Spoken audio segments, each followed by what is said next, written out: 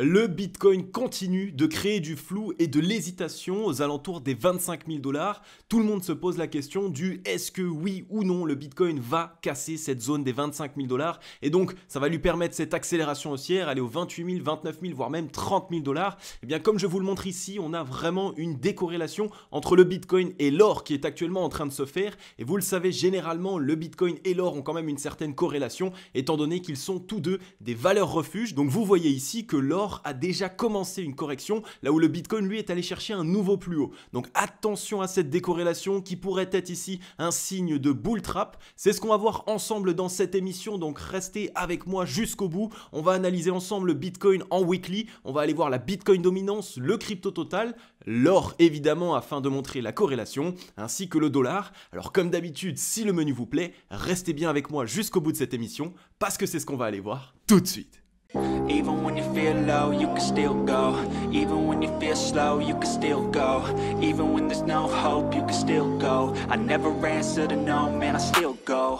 Go, go, go, go, go, go, go, go, go, go, go, go, yo, go, go, go. Hello à toute la team Logique, ravi de vous retrouver dans cette nouvelle analyse du marché crypto-monnaie. On est aujourd'hui le lundi 20 février 2023 et il est actuellement 10h34 à l'heure à laquelle je tourne cette émission. Alors comme vous l'avez vu en introduction de vidéo, aujourd'hui on va essayer ensemble de chercher des corrélations ou des décorrélations qu'il y a pu y avoir entre le Bitcoin et certains actifs où ils ont l'habitude tout simplement d'être corrélés. Et bien parce que tout simplement, comme je vous l'avais déjà expliqué la semaine dernière, notre scénario actuellement était plutôt bearish. Il y a eu ici un nouveau plus haut qui a été réalisé, donc on doit ensemble s'assurer de est-ce que nous avons invalidé notre scénario baissier ou est-ce que à l'inverse nous sommes tout simplement ici dans un bull trap et donc par la suite on va connaître cette correction. Donc vous allez voir avec moi dans cette émission qu'on va voir le Bitcoin en weekly puisque vous le savez on est lundi et qui dit lundi dit émission weekly. Donc aujourd'hui on va analyser le marché crypto-monnaie à moyen et long terme puisque l'analyse weekly est une analyse qui est moyenne et long terme.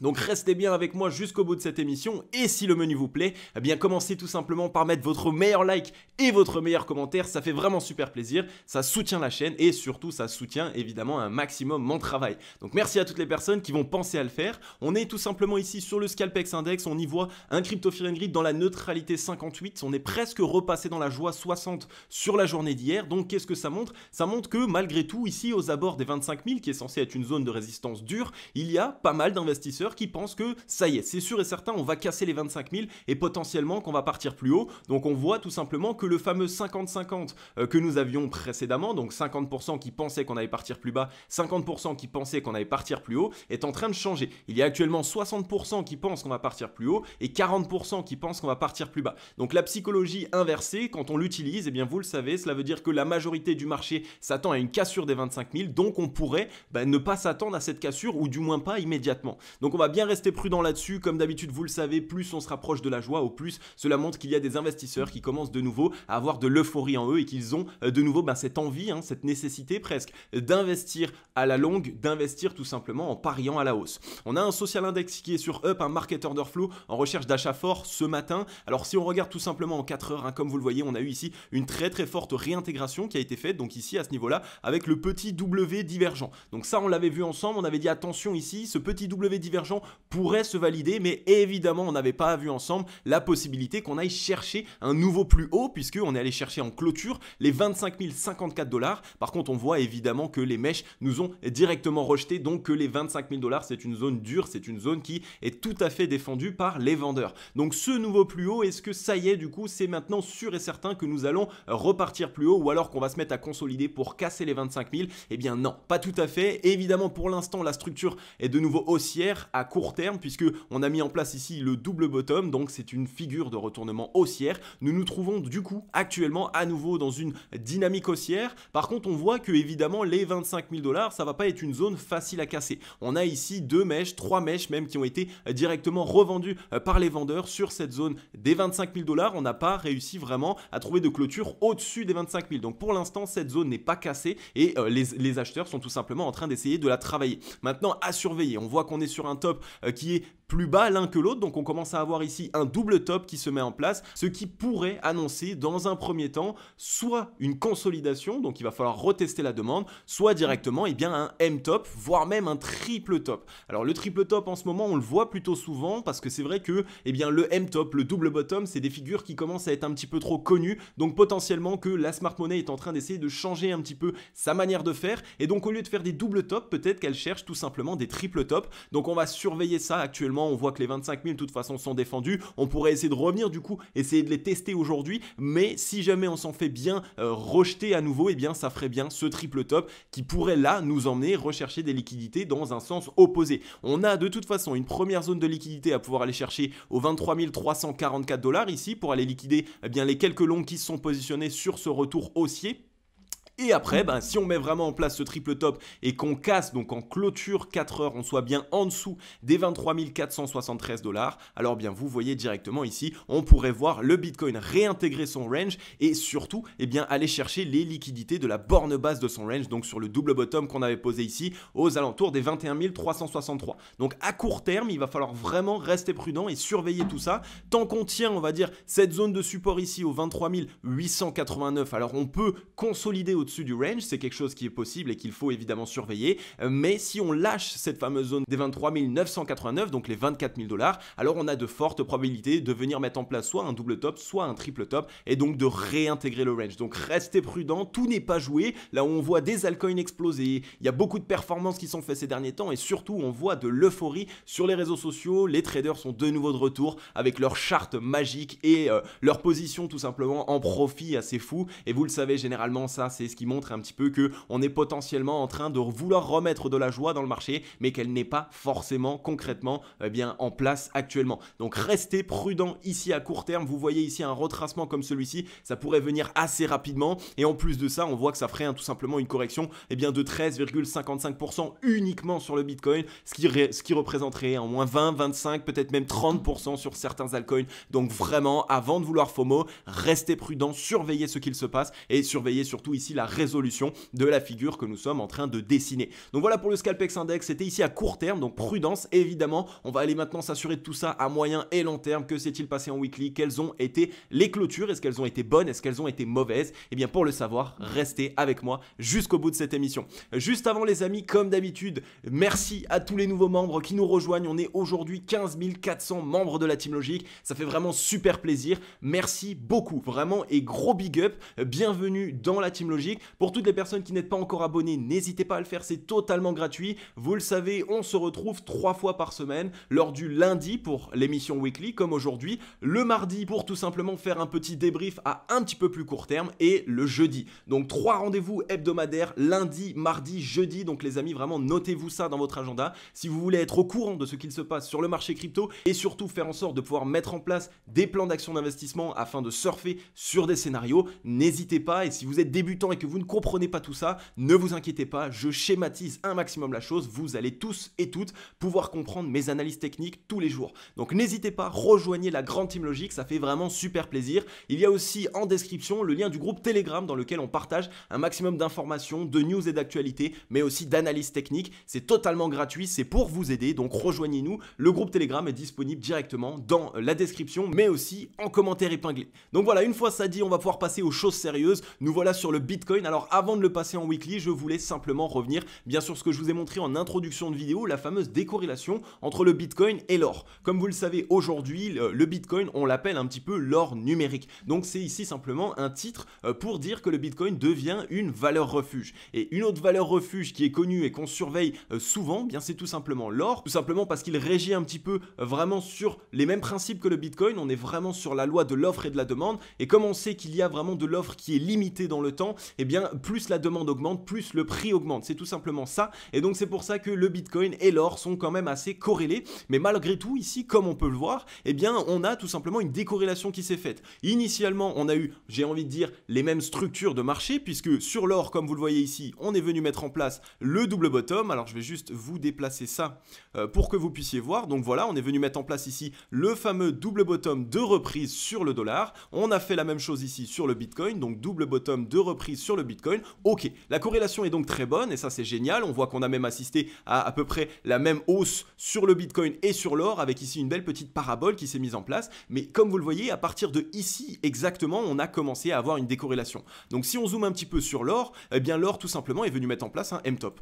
Ici on a bien le fameux double top qui s'est mis en place. Donc on a assisté à une correction. On est de nouveau ici à court et moyen terme en tendance baissière sur l'or, là où le Bitcoin lui est venu réaliser un nouveau plus haut. Donc regardez, la décorrélation c'est bien faite à ce niveau là. Ici on a eu la correction puis un rebond pour aller faire un nouveau plus haut, là où l'or lui eh bien, est tout simplement en train de continuer son retracement. Donc attention, il va falloir vraiment bien rester prudent à cela. C'est assez rare que le Bitcoin se décorrèle de cette manière à l'or, surtout lorsque la structure de retournement a été exactement la même. Un W s'est mis en place, on a eu le W qui s'est mis en place et ensuite on a bien monté ici sans aucun retracement. Donc l'or ici actuellement qui est en train de retracer eh bien, peut nous envoyer un signal tout simplement que eh bien, les actifs qui ont bien performé ces derniers temps ont une nécessité de retracer. Donc là oui on est venu faire un top plus haut, mais attention évidemment aux divergences baissières qui peuvent se mettre en place et donc ici on pourrait tout simplement réintégrer avec un M ici avec un top plus haut que le précédent, tout simplement parce qu'on a divergé à la baisse et donc ça nous ferait en fait revenir eh bien, chercher déjà dans un premier temps le bottom précédent, les 21 400 comme je vous ai parlé tout à l'heure, et si on clôture daily en dessous des 21 400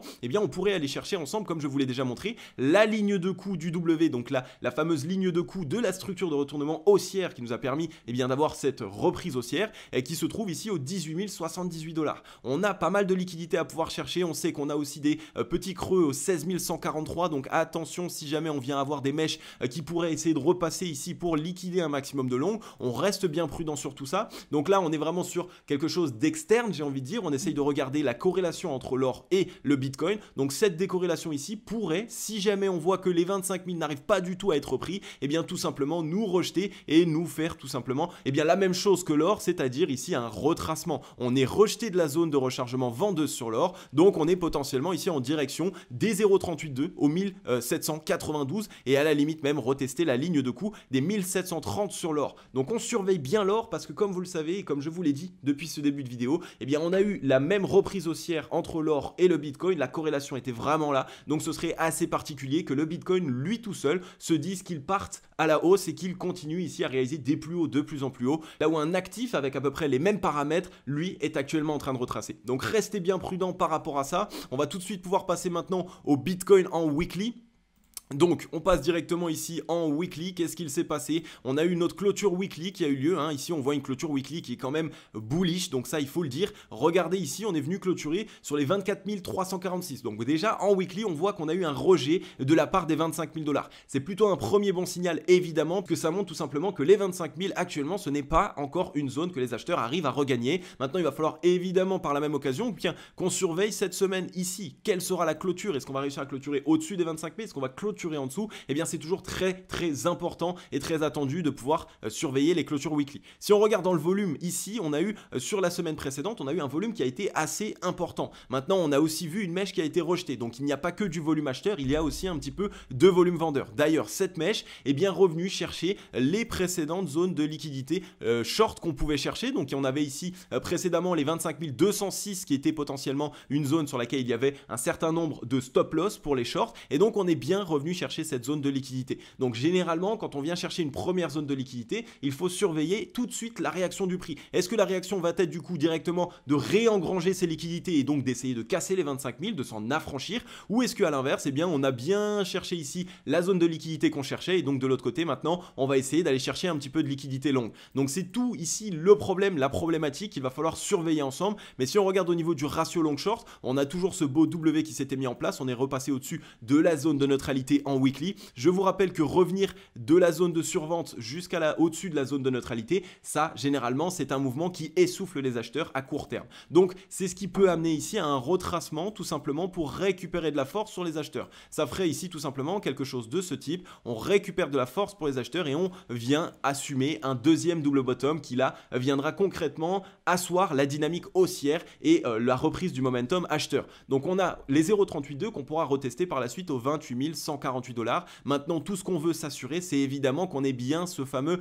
deuxième bottom avant d'aller chercher les 0,382. Et donc, c'est un petit peu pour cette raison que je vous fais 3 émissions par semaine. Parce que, bien, en weekly, ici, on peut voir de manière long terme. Mais vu qu'on est lundi, on est seulement encore à l'ouverture du chandelier japonais weekly. Donc, on n'a pas eu encore beaucoup de travail. Et donc, pour cette raison, il va nous falloir des petits updates au cours de la semaine. Donc, pour le ratio long short, pour l'instant, on a encore un petit peu de force, comme je vous l'ai montré. Mais, comme vous le savez, et comme je viens de vous le dire aussi, les acheteurs commencent à s'essouffler, tout simplement au-dessus de la zone de neutralité quand on repart de la zone de survente. Maintenant, on va regarder un petit peu au niveau du RSI. On voit qu'on a eu ici le W de toute façon qui s'est mis en place, petite divergence haussière, reprise des 50 et on est revenu tester non loin des 50. Donc à surveiller maintenant, est-ce que ce retest là a été le fameux retest des 50 et donc maintenant on va aller chercher les 70 ou est-ce que non, on a tout simplement ici un petit M qui pourrait se mettre en place dans le momentum afin de retracer un petit peu plus et revenir tester la ligne de coup. C'est là où il faut vraiment qu'on reste prudent et qu'on surveille tout ça. Pour l'instant, on a quand même quelques signaux qui nous montreraient, comme je vous l'ai dit, malgré ici ce W, eh bien qu'on est venu ici, comme vous le voyez, tout simplement remplir notre objectif. Notre objectif du W précédent était ici au 53,99.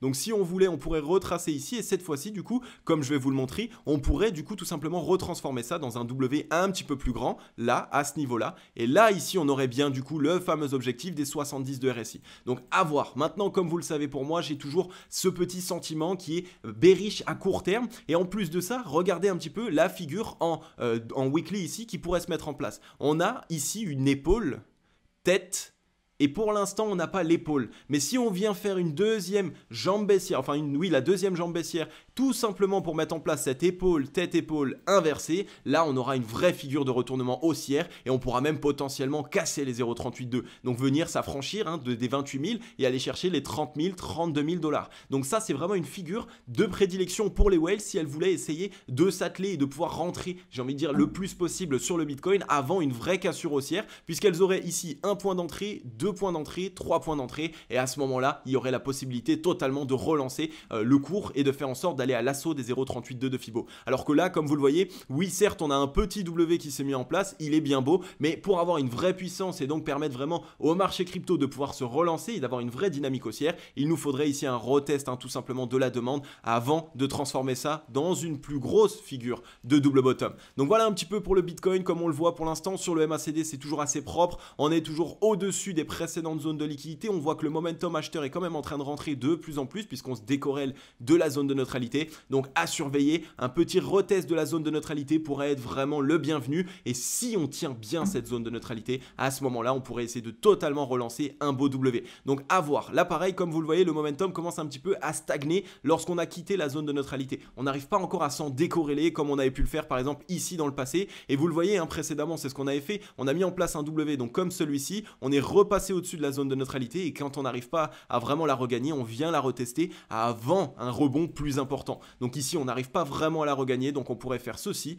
et là, on pourrait essayer de transformer une fois de plus ça en un double bottom et une belle reprise du momentum. Donc surveillez bien tout ça. Pour l'instant, tout n'est pas encore joué. On n'a pas encore de vrais signaux de cassure des 25 000, donc on reste prudent sur tout ça. On va aller voir maintenant la Bitcoin dominance. Sur la Bitcoin dominance, bien comme vous le voyez, pour l'instant, c'est toujours haussier. On a eu le fameux petit W, donc la dynamique est toujours haussière. Attention, pour l'instant, on voit qu'on commence un petit peu à faiblir, tout simplement ici, non loin de la zone de rechargement vendeuse. Je vous en avais parlé, je vous avais dit, soit on assiste à une petite consolidation en dessous et ensuite on essaye de la casser concrètement, cette zone de rechargement vendeuse, soit on aurait fait le petit mouvement supplémentaire, mais ici on aurait eu des chances de toute façon de se faire rejeter. Donc c'est bien ici qu'on se mette à consolider en dessous. Si on arrive par la suite à bien la casser, ça montrerait un gros signal bien fort que le Bitcoin essaye de récupérer de la dominance et donc que potentiellement c'est lui qui va réaliser les meilleures performances sur le marché crypto avant les altcoins. Là pareil, si on regarde sur le MACD, c'est plutôt propre, on vient de récupérer une fois de plus la zone de neutralité. Attention maintenant évidemment à ce petit retest qui pourrait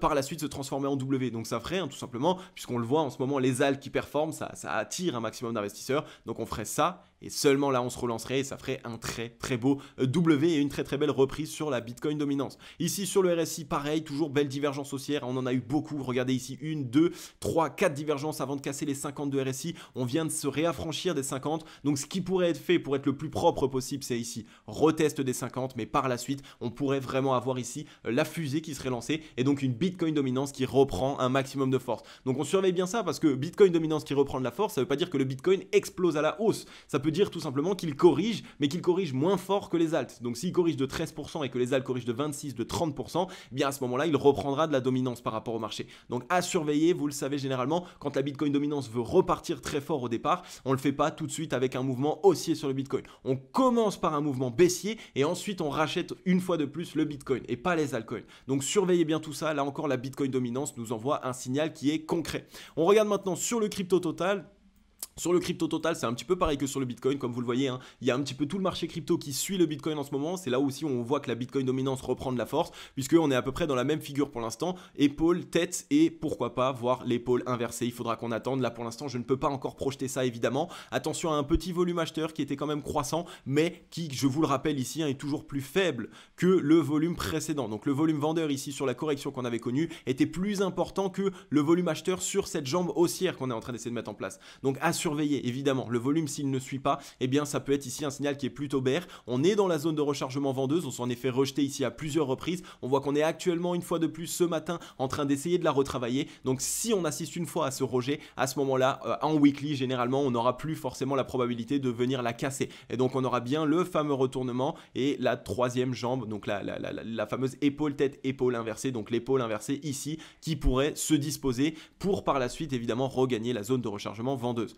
Sur le RSI, à voir parce que là on est bien sur le W qui s'est validé, donc certes très très propre, retest des 50 et là on trouve rebond pour l'instant, on se décorrèle. Donc si on vient assister vraiment à une décorrélation des 50, alors ça va être un retour aux 70 et là du coup ça invalidera un petit peu ce scénario baissier. Donc on reste prudent, pour l'instant je ne vous dis plus qu'on est à 100% sur un scénario baissier. Pour l'instant je suis moi aussi dans l'observation puisque on est totalement en train d'essayer de jouer avec des zones psychologiques. Tant qu'il n'y a pas de cassure, on ne peut pas dire que le scénario baissier est invalidé, mais s'il y a cassure, on pourra dire que c'est invalidé. Donc pour l'instant W reteste des 50, donc à voir maintenant, soit on fait le petit M-top ici pour revenir un petit peu plus bas dans le momentum, soit comme dit, hein, le fameux 50 de RSI tienne en tant que support et donc là à ce moment-là ça montrerait bien qu'on a plus de force que ce qu'il devrait y en avoir. Mais vous le savez aussi, si on venait vraiment à faire ça, alors on aurait ici du gros volume qui rentrerait sur cette semaine et ça ferait sans doute un vrai champ d'œil japonais de cassure qui viendrait assumer sa cassure et qui viendrait surtout récupérer le momentum acheteur. Sur le MACD, pour l'instant c'est toujours plutôt propre, on a toujours des points ou de plus en plus haut dans le momentum, mais on n'arrive pas à se décorréler concrètement de la zone de neutralité.